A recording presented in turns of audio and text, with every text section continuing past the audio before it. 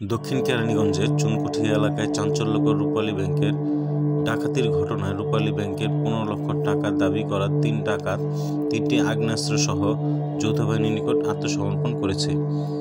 বিষয়টি নিশ্চিত করেছেন র্যাবের সিও খালিদ।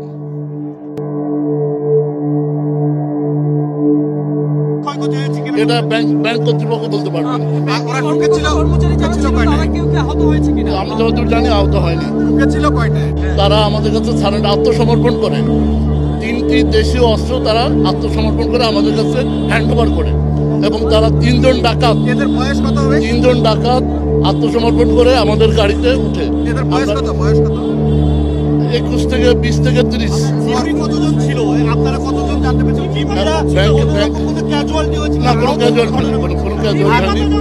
আমাদের নেগোসিয়েশনে তারা সাড়া দিয়েছে, তারা আমাদের নেগোসিয়েশনের ফলে এই নাটকের অবসান ঘটেছে।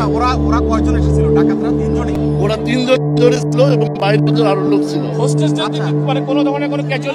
কোনো ক্যাজুয়ালিটি হয়নি, না বল ভাঙতে পারেনি। যতদূর জানি ওরা বল ভাঙতে পারেনি। এটা আমরা এখনো সঠিক তথ্য পাইনি।